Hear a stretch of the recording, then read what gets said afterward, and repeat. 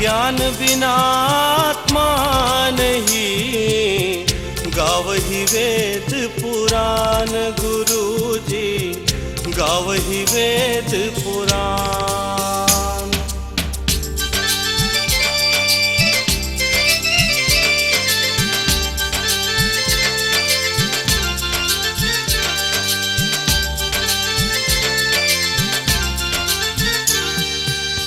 कबीरा सोई दिन भला, जा दिन साधु मिलाय। अंक भरे भरी भेटिए, पाप शरीरा जाय। कबीरा पाप शरीरा जाय।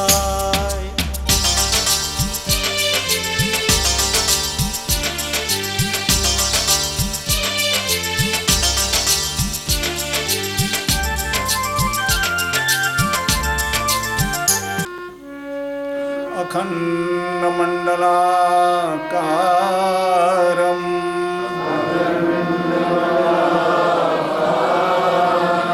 व्याप्तं येन चराचरं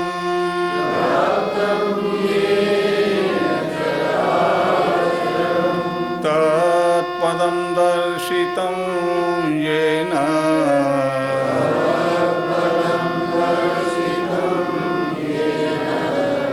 तस्मै श्री गुरवे नमः।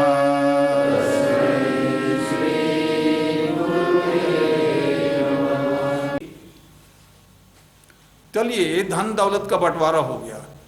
अब आप अपने विचारों में परिवर्तन लाइए।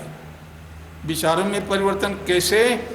अपने व्यवहारों में परिवर्तन लाइए, क्योंकि अब आप पावर में नहीं हैं। अब आप रिटायर हो चुके हैं। आप आईएएस ऑफिसर थे, जो चाहते थे वो होता था, जो आदेश करते थे, किसी को फांसी लगा देना, किसी को मरवा देना, ये आपके अधिकार में था, आप कर सकते थे। एक जज फांसी लगवा देता है, लोग मर जाते हैं, 2-2, 4-4, 10-10, क्योंकि वो उसके अधिकार में वह विषय है, वो कर सकता है, करता है। लेकिन अब आप रिटायर हो गए हैं, आपका अधिकार नहीं रहा। इस बात को आप फील कीजिए कि नहीं, अब मैं रिटायर हो गया हूं, मुझे ये अधिकार नहीं है, अब मैं ऐसा नहीं करूंगा, किसी के ऊपर कोई प्रेशर नहीं दूंगा, जिसकी जो इच्छा हो करो, लेकिन मैं नाराज भी नहीं हूं। फिर आप कैसे एडजस्ट करेंगे? दृष्टा बन जाओ। अभी आप पूछ रहे थे ना कि हमें मिल के रहना चाहिए, तो हम लड़ाई थोड़े कर रहे हैं। होता है ना, तकलीफ होती है जी, और उसको कहना भी पड़ता है। आप मत कहिए। हम कह के भी अपने भाव को कह के भी उसे ठीक कर सकते हैं। अगर ठीक काम नहीं करती, ठीक है, ठीक है, आप वो हम अच्छे के लिए डांट रहे हैं, लेकिन बुरे के लिए। किसी को if you want to improve anybody more, he will be your enemy. किसी को, किसी की उन्नति के लिए यदि आप ज्यादा कोशिश कर रहे हैं, तो वो आपका शत्रु बन जाएगा। ठीक से जान ले। आप कहेंगे वो मेरा शत्रु कैसे हो जाएगा, तो आप करके देखो भाई। अगर तो समस्या का हल होने के लिए ही तो बता रहा हूं कि दृष्टा बन जाओ, दृष्टा बन जाओ। देखो कि वो ठीक है, लड़का कह रहा है कि इस रास्ते से हम चलेंगे, आप कह रहे नहीं बेटा इसमें नुकसान हो जाएगा, ऐसा मत करो। हम ये ऐसा कई बार नुकसान कर चुके हैं। लड़का समझता है कि मेरा बाप नुकसान किया, इसका मतलब थोड़े कि हम भी नुकसान कर लेंगे। आपसे नहीं गाड़ी चली, हम चलाएंगे, हम चला के दिखाएंगे। उसको चलाने दीजिए, उसको नुकसान करने दीजिए। उससे क्या होगा, उसका अनुभव बढ़ेगा, नॉलेज बढ़ेगा, और नुकसान वो नहीं करेगा, आपसे बेहतर करेगा। आपकी ये सोच है कि हम जो कर रहे हैं वो वही सही है, ये सोच को बदल दीजिए। मेरी बात आप समझिए जरा।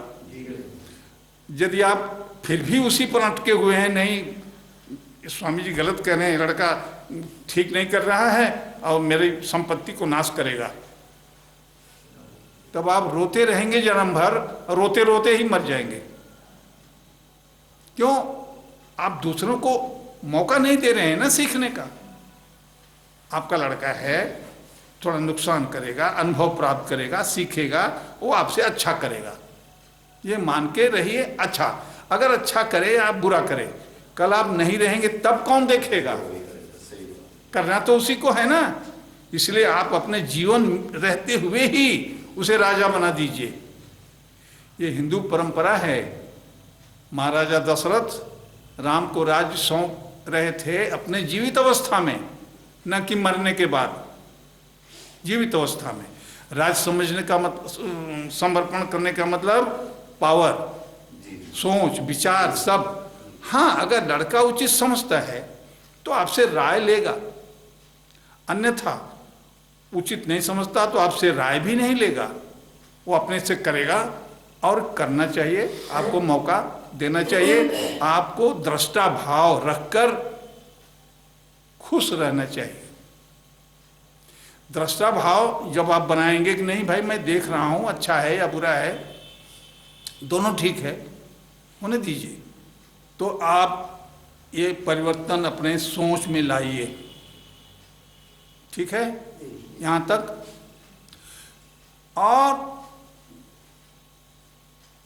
आपके पास जो कुछ भी है, परिश्रम किया आपने, ज्ञान पाया, बुद्धि पाया, धन पाया, घर द्वार बिल्डिंग सब कुछ पाया, ये सोचिए कि वो आप अकेले नहीं पाए हैं, आपको सहयोग मिला है आपकी पत्नी से, भाइये से, बंधुओं से, रिश्तेदारों से, मित्रों से, और सबसे बड़ा सहयोग मिला परमात्मा का। वो सुयोग आपको मिला, आपने इतनी संपत्ति खड़ा कर लिया। ये बात ठीक है या गलत? ठीक है। ठीक है। अब जैसे ये आश्रम खड़ा हो गया, मैं सोचूं कि ये मैंने खड़ा कर दिया, बात तो 100% सही है, मैंने खड़ा कर दिया। मैं कहता हूं मैं अकेले नहीं खड़ा कर सकता, हमको सहयोग मिला हमारे शिष्यों से, मित्रों से, और सबसे बड़ा सहयोग मिला हमारे गुरु से, हमारे परमात्मा से, जिन्होंने ऐसी रचना रची, ऐसे लोगों को यहाँ ले आके जोड़ दिया, जिन लोगों ने इसको खड़ा कर दिया। केवल मेरा नाम है कि मैं स्वामी जी ने आश्रम बनाया, मैंने कुछ नहीं किया, लेकिन वो करा दिया। ये बात समझ में आ रहा है? तो आपने जो कुछ किया, कमाया, धन दौलत, घर द्वार, बिल्डिंग, बिजनेस, आप अकेले नहीं किए हैं, उसमें आपके परिवारजनों का, रिश्तेदारों का, मित्रों का, और सबसे बड़ा सहयोग परमात्मा का रहा कि वो सब आपके पक्ष में चला गया। उस परमात्मा को सोचिए कि जिसने इतना सब संपत्ति आपको दी, वो कौन है, कहाँ रहता है, वो क्या चाहता है, उसकी हम सेवा कैसे करें। क्या आप ये सोचना ठीक नहीं है? ठीक है। तो परमात्मा की सेवा आप कर सकते हैं क्या? एक आदमी बताओ। उनकी बातें बताए हुए रास्ते पर चलें। अरे परमात्मा है कहाँ जो बता रहा है आपको, और कहाँ है जो हाथ पांव आपसे कह रहा है मालिश करो मेरा? क्या सेवा करेंगे आप? चाय पिलाएंगे, कॉफी पिलाएंगे, या आपसे वो गरीब है कि जो आप उसको देंगे 5 रुपया? उसके नीति नियमों के बताए हुए नियमों पर ही चलें। तो वो है कौन बताने वाला? गुरु है। सुन जा, वो परमात्मा है कहाँ जो कह रहा है कि मेरे लिए भाई रसगुल्ला ले आओ, खिचड़ी ले आओ, खाना ले आओ, या मेरा सिर में मालिश करो, या पैर? अनुभव करने की है, अनुभव करो, अनुभव है। अरे अनुभव करने की है, तो सब सही है भाई, मेरी बात सुनो और समझो। अनुभव है। मेरा कहना इतना है कि वो परमात्मा को देखे तो हो नहीं, सुने हो किताबों से और गुरुओं से, अनुभव है। सुने हो अनुभव भी नहीं है, केवल सुने हो शब्दों से। देखो जो आपने कहा था दबा, आपने यहाँ पे कहा था ये एक अनुभव करने की चीज है। आपने ये आपकी कहीं को बात हाँ बता रहा हूँ, सुनो भाई। आपने कहा था एक बात पहले, ठीक है। आपका नहीं है लेकिन अनुभव करने की चीज है। अनुभव आपकी बात आपको तो ठीक है, वो ये आपकी बात है, मुझे ये पता है। उस परमात्मा की सेवा हम कैसे करें, हमारे पास कोई साधन नहीं है। ठीक है, वो बात ठीक है। ना मैं परमात्मा को देखा हूं, न जानता हूं, केवल सुना हूं। और सुनने विज्ञान नहीं मानता। आज विज्ञान का बोलबाला है पूरे विश्व में। बिना विज्ञान के आप एक कदम चल नहीं सकते, जी नहीं सकते। मानते हैं कि नहीं? तो विज्ञान क्या है? विज्ञान सत्य की खोज है। और मैं एक वैज्ञानिक हूं। मैं किसी प्रकार का अंधविश्वास अपने जीवन में आने नहीं देता। मैं भी चाहता हूं, ये भी चाहता हूं कि आप लोग भी अंधविश्वास से बाहर निकल आओ और उस परमात्मा के बारे में जानो। कैसे जानोगे? कौन बताएगा? केवल बताने वाला एक ही है, वो आपका गुरु है। यदि वही गुरु उस लेवल का नहीं है, दारूबाज गुरु है, तो आपको भी गिलास में ढाल के देगा? नहीं देगा। गांजा पिएगा, चोरी करेगा, धन दौलत इकट्ठा करने की विधि बताएगा। ऐसा वाला गुरु समाज में ज्यादा है। हम उनकी निंदा नहीं करते, उनका स्तर वही है, वो वही कर रहे हैं बेचारे। कोई गुरु खराब नहीं है, लेकिन उनका स्तर वही है। लेकिन गलती से आपका स्तर अब वो नहीं रहा। यहाँ आते आते 10 साल 5 साल से आपका स्तर बदल चुका। अब आपको वो अच्छा नहीं लगेगा। तो परमात्मा के विषय में इतना समझो, अगर सद्गुरु है जो आपका कल्याण ही सोचता है, अपने शिष्य का कल्याण सोचता है, जैसे पिता अपने पुत्र के बारे में सोचता है, वैसे ही गुरु अपने शिष्य के बारे में सोचता है। तो गुरु के अनुसार परमात्मा की जो रूपरेखा बनाई जाती है वही ज़्यादा मान्य है। वेदों में, पुराणों में जो कुछ रचना की गई है, ये एक जमाने में किया गया है जबकि बहुत कुछ विकसित नहीं था। आज इस युग में, इस समय काल और परिस्थिति में जो उपयुक्त है वो बता रहा हूँ, उसे समझो, जानो। ढेर सारा रामायण, गीता, वेद, पुराण, धर्मशास्त्र रखा हुआ है। क्या आप पढ़ते हैं? नहीं। केवल रखा हुआ है। हम ये कह सकते हैं कि मेरे पास ये है, बस काम में नहीं आ रहा है। रामायण के 4 चौपाई कभी खोल के पढ़ते नहीं, गीता का कोई श्लोक का अर्थ नहीं समझते। हम खराब नहीं कहते उसे, लेकिन वो आपके काम में नहीं आ रहा है। आपके काम में क्या आ रहा है? अभी जो वर्तमान में मैं इतनी प्रेरणा पैदा करके, ताकत लगाकर, बल विद्या बुद्धि से आपके अंदर परिवर्तन लाना चाहता हूँ, आपके कल्याण के लिए, न कि मेरा स्वार्थ उसमें कुछ है। मेरा स्वार्थ है बहुत बड़ा, आपको बता देता हूँ, यो भी जान लो। आपकी खुशी ही मेरी खुशी का कारण बनता है, तो मैं अपनी खुशी के लिए कर रहा हूँ। ठीक से समझ लो। एक डोनर होता है, एक गेनर होता है।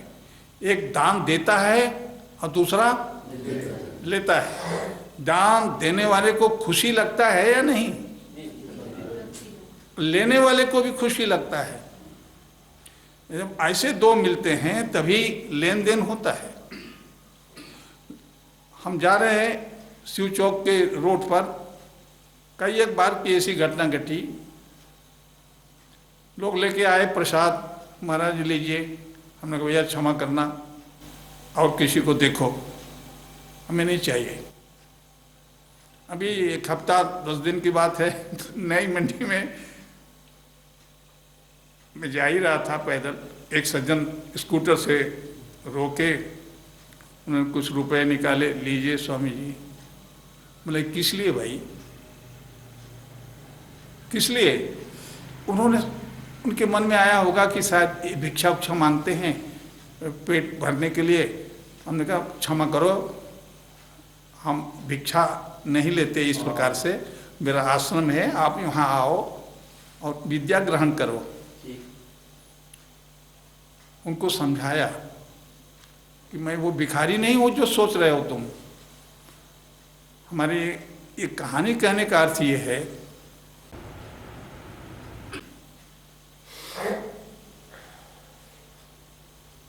आप अपने जीवन को कैसे ढालोगे, कैसे सुखी रहोगे, ये सब आपको बताया जा चुका।